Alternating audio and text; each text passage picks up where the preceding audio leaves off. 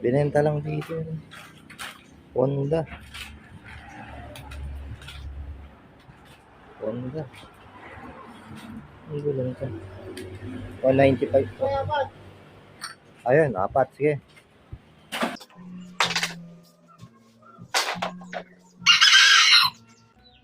Ang dami na ng basura dito. Bali, ibebenta natin sa junk shop ngayon itong mga to. May bakal, tsaka plastic. Plastic sa mga sako, lata. Puro lata yan eh. I-segregate natin isa-isa. Tignan natin kung magkano yung magiging halaga nito mga basura na to. Ibebenta natin yan. Pero, i-segregate muna natin kasi para mabilis na nilang kiluhin. Tignan natin mamaya.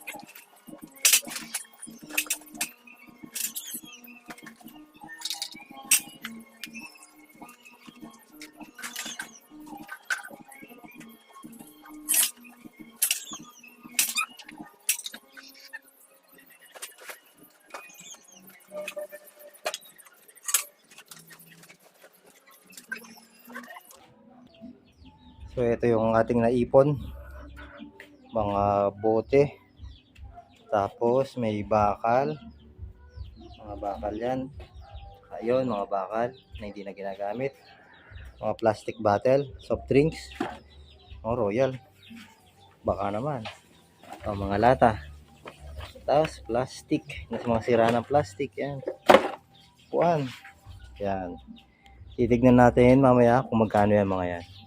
Tapos ang merienda natin. Okay. Ayan, pati si Bebe, si Monday nakikihakot-hakot na. Eh, plastic, alin mo? Kaya mo yan?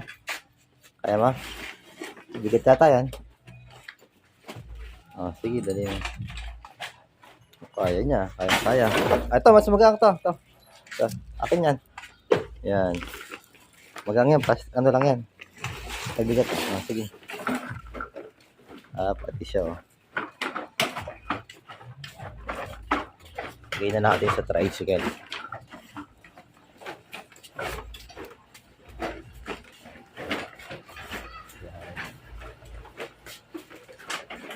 Kaya. Lakas sipag naman. Sige. Ayan na siya. Ito yung plastic na upuan. Lagyan na natin to dito. Ayan.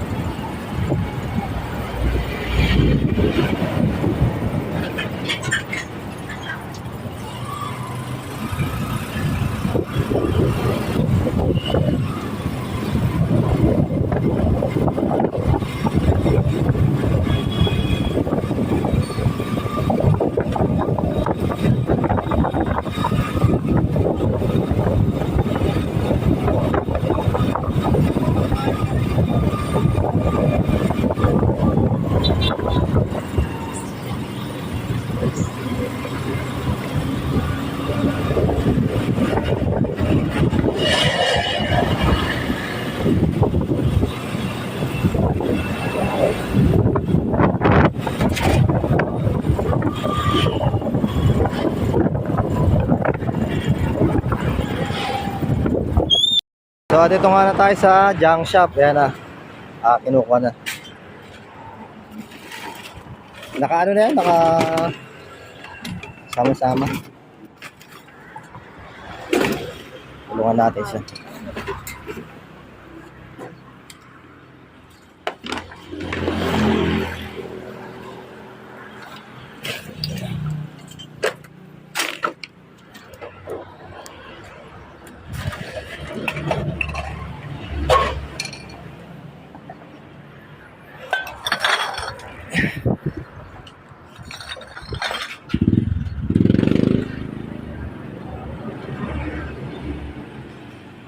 Yung mga bakal pa yun. 1.5.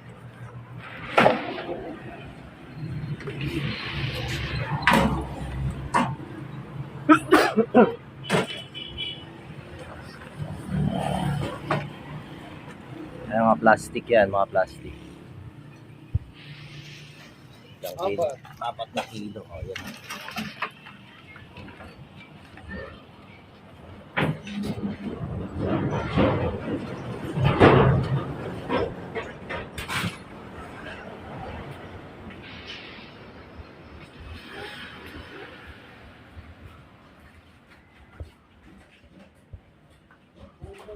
Mga gulong, sayang. Mag sa junk shop. Binenta lang dito. Honda. Ang gulong ka. 195 po. Ayun, apat. Sige.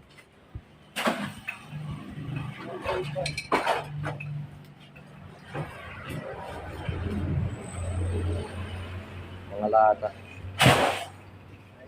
Apat, 1.5 lata.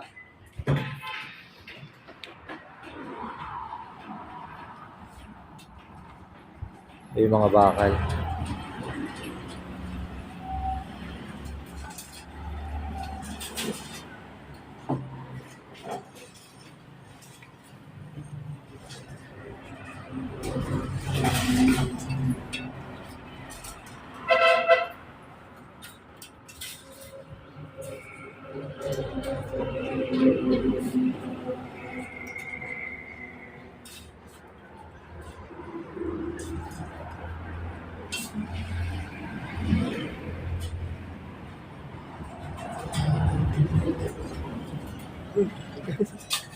Kinikilo mo yung sarili mo.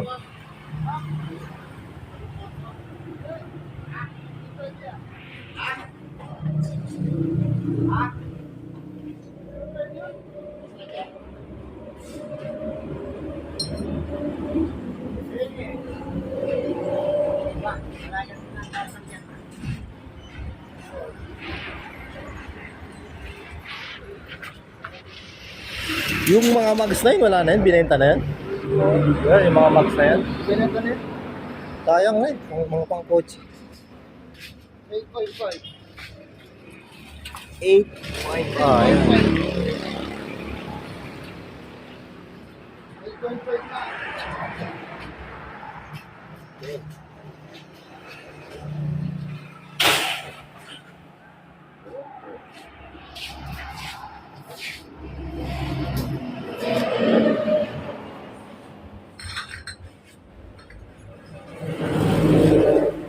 Mga bote.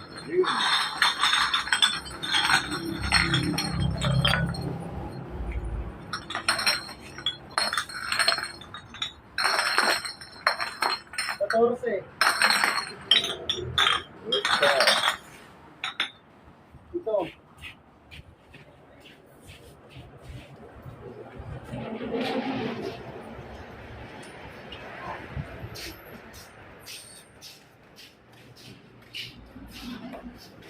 Ayun si Manong, kino-compute niya na yung ano. Kino-compute niya na yung mga kilo. Uy, ano mo ba?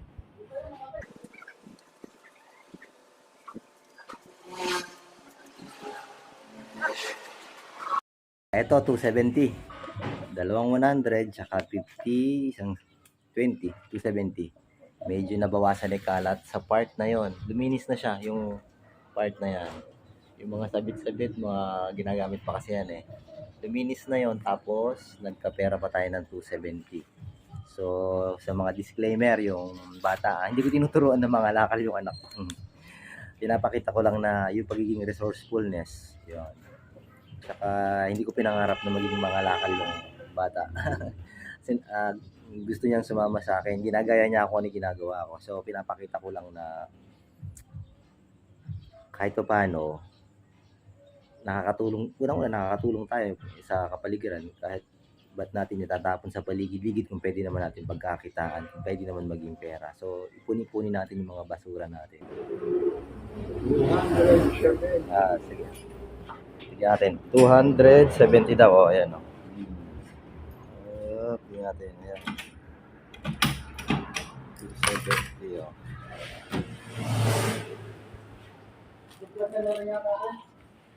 Oo. Shout out.